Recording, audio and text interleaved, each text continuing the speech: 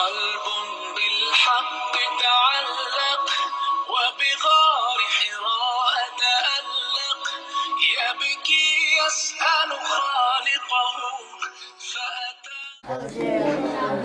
بسم الله الرحمن الرحيم والصلاة والسلام على أشرف الأنبياء والمرسلين وعلى آله وصحبه أجمعين. I welcome all of you to our series of the Sirah, the life story of the Prophet ﷺ.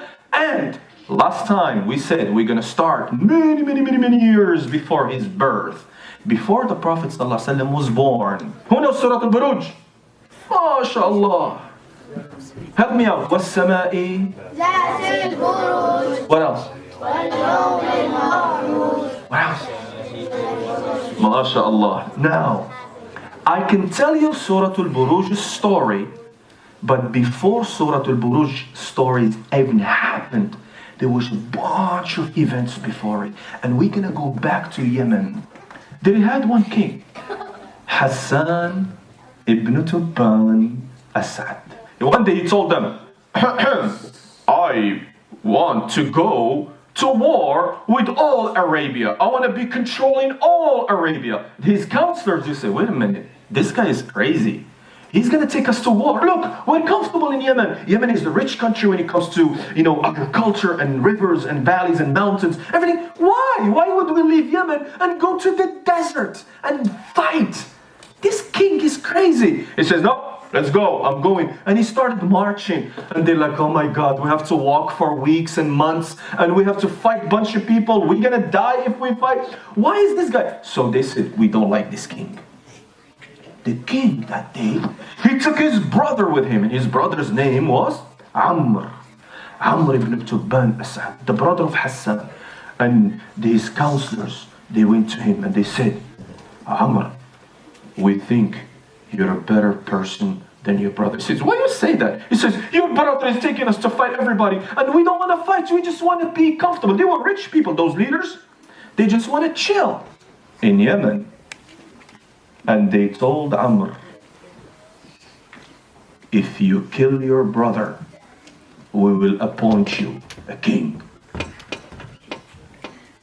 was like, no, that's my brother. I can't do. He said, no, listen. If we keep following your brother, he's going to get us all killed. We have to get rid of him, and we'll make you the next king. And you'll be rich, and you'll have the power. And imagine the palace you're going to be living in. And they start, building this picture. And he was like, yeah.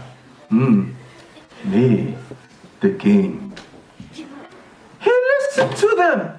While he was, these people telling him, go kill your brother, kill your brother. There was one man, he was a counselor, like one of the king's friends. He told him, sir, Amr, can I talk to you, please? He told him, what? He says, why would you kill your brother? It's your brother. Don't listen to them. He told him, what do you know? Everybody's telling me that he's no good. Everybody wants to give me the power.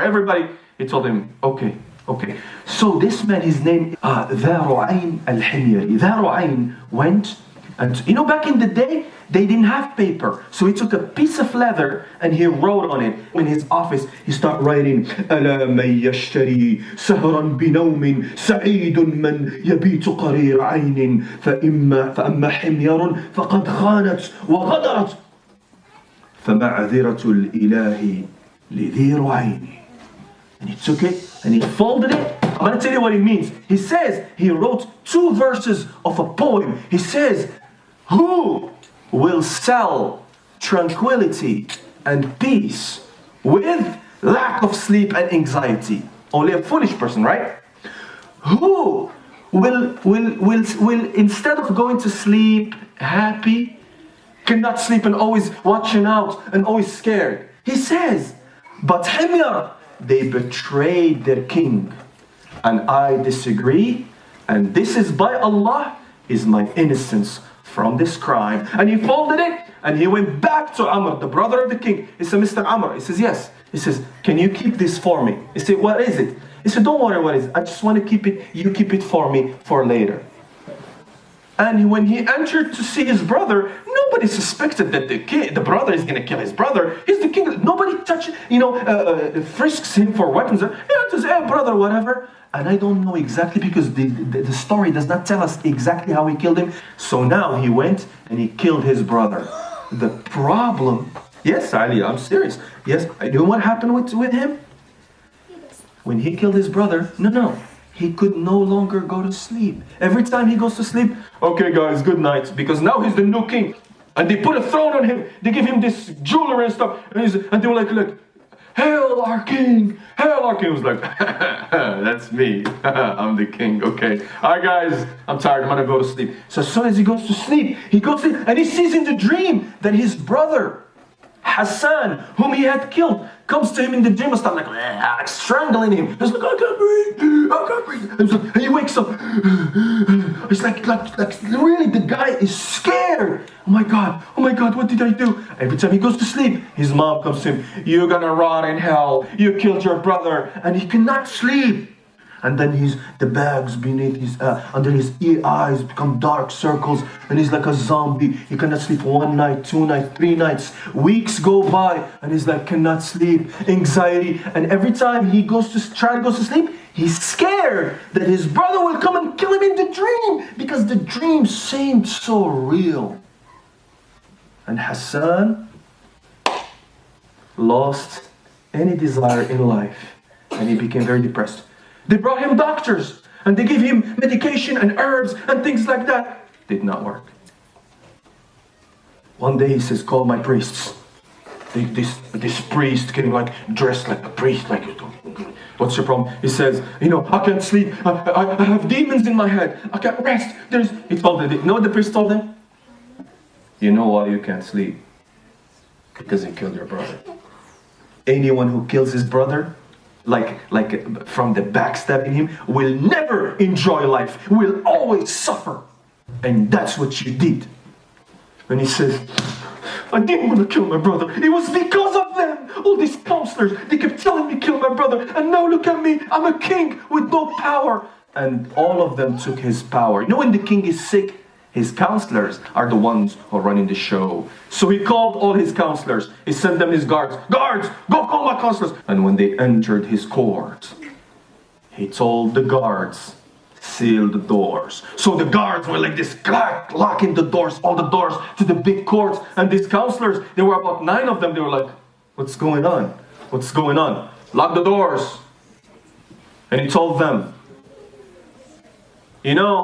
why I gathered you here? They said, what's your majesty? We are here to serve you. He says, you're here to serve me. Guards. And now the guards came out of behind, the guards with swords came from behind them. And from behind they could hear that metal sound of the sword coming out of the sleeve. They stood behind them with that blade right by their necks, and they're looking, what's going on? What's going on? And he goes like this. The kings, they go like this, and they're like, he hit the first one. They killed the first counselor. And the other one's, mercy, mercy, please have mercy on us. You know what the king told them? You didn't have mercy on my brother when you told me to kill him. You want me to have mercy on you? I'm going to kill you just like you caused me to kill my brother, because I'm dying anyways because he was so sick. 9 counselors. How many of them are going to die that day? No. Why 8? They started killing them, and they brought, right? The Ru'ayn al-Himyari, they brought him, and he told him, Majesty, Majesty. He said, what? Before you kill me, read the letter I gave you. What letter? Remember a few months ago when I told you not to kill your brother? He told him, now you're just like one. No, please, open your safe. And he opens the safe, pull the letter. He removes the wax, and he opens it, and he starts reading it. ألا من يشري سهرا بنوم سعيد من يبت قرير العين فأما حمير غدرت وخانت فمعذرة الإله لذي رعين. When he read that letter, him reminding him, telling him not to kill his brother, he told him, you saved yourself with this letter. I wish I listened to you. Now the counselors, all of them died. The king is what? Sick and dying. And one day he dropped dead from the palace. He was pretending to be on the throne, and it was Once he dropped, all his cousins, I'm gonna be the next king, and I'm gonna be the next king. They started fighting, brothers, cousins, relatives. And now each of one of them has his own gang, his own group, and they're all fighting. And there is no king. There is no king to control the country. Everybody thinks he's gonna be the next one. And while they're fighting, the government, the state became weaker and weaker and weaker. One man, you know what his job was? He was a road robber. We call them قطاع الطرق. What they do, they see someone traveling in a caravan or by themselves, they come attack them, they steal their money, and then they run back to the mountains. Sometimes they kill them. They are the low of the lowest. They are the scum of the earth. They are nobodies. So what this guy saw, there's one guy, he was so ugly. Even his name was ugly. Alia, you know what his name? His name was Lukhnia. I swear to God, it's right here on page 21. His name is Lukhnia. I'm thinking, who names his kid Lukhnia? Worst. You know what's his middle name? Yunuf. Even worse. You know what's his last name? Badu Shanati. No, you imagine yourself, you go to a job interview, right? You go to a job interview, you wear your tie, you wear your beautiful hijab and everything, you take your degree with you, you have your nice resume. He says, hi, sit down, what's your name? So, this guy, you know what he did? As ugly as he was, and as ugly his name was, he was smart. You know what he did? He says, everybody, police know about him. He says, the police are busy fighting with all these cousins fighting for power. The government is weak. Hey guys, he had like 30 men with him, all of them road robbers, ugly faces, no teeth, scar faces everywhere. Like, hey, I'm gonna show you what we're gonna do. You know what they did? They went to the palace of the king Amr, the brother of Hassan, and at night, they climbed the palace. Because the guards were not aware. There was inner fighting. Everybody fighting everybody. So everybody was distracted. So they were able to fool the guards and go behind the palace, climb the wall. They go over the wall and they saw one guard with a rope and he says, give me an arrow right here.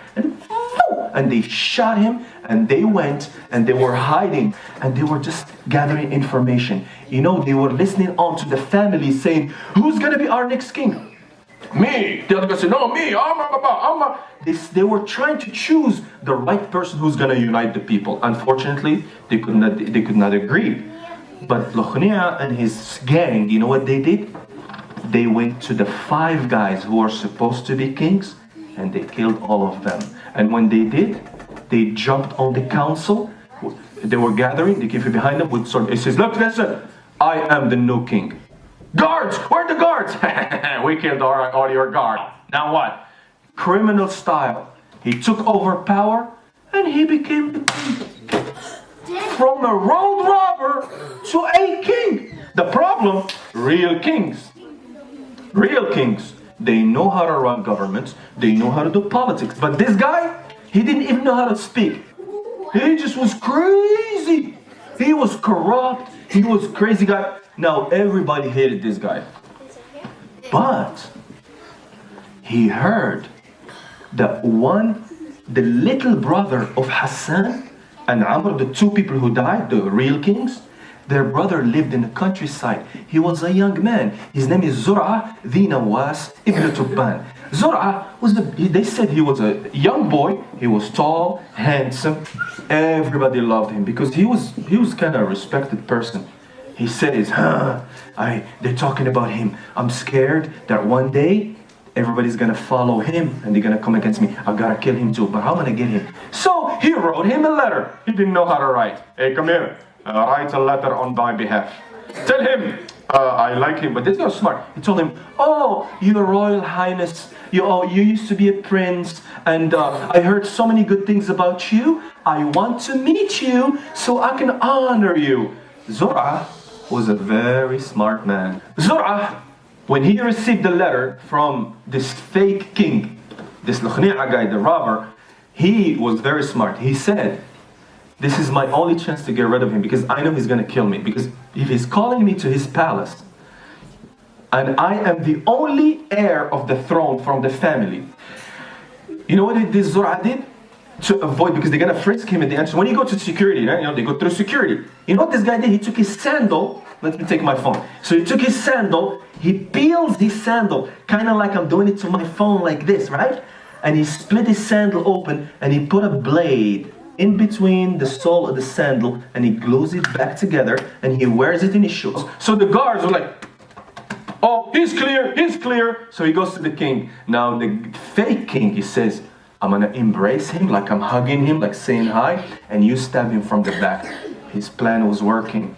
But this Zur'a, he sent a secret letter to the counselors. He told them, I'm gonna get rid of this guy and you better protect me because I want, you know. So they also were prepared. So there was like a standoff, like the air was electrocuted. I mean, everything was like on edge, everyone on edge. So he entered and he saw this king and he told him, hey, my dear friend, come over here, right, like this, something like this. He told him, oh, give me a hug. So he said, he pretended he's gonna remove his sandals. He's gonna remove his sandals because he's gonna walk on the carpet of the king. So they didn't think it was a big deal. He put his two fingers, he pulls the blade, put it in his sleeve, nobody sees it. The king comes to hug him, and before the king could wink at the guard to kill Zur'a, Zur'a pulled the blade and stabbed him from the side, and he was like, ugh. At that moment, the counselors pulled their swords and they told the robbers, you wanna live or you wanna die? You wanna live? You be quiet. If you want to die, we will attack you. And say, oh, no problem, no problem, no problem. And now Zur'a became the new king of the family of Tubba. Why is this story important to us? It's because during his time, that a major event is going to happen.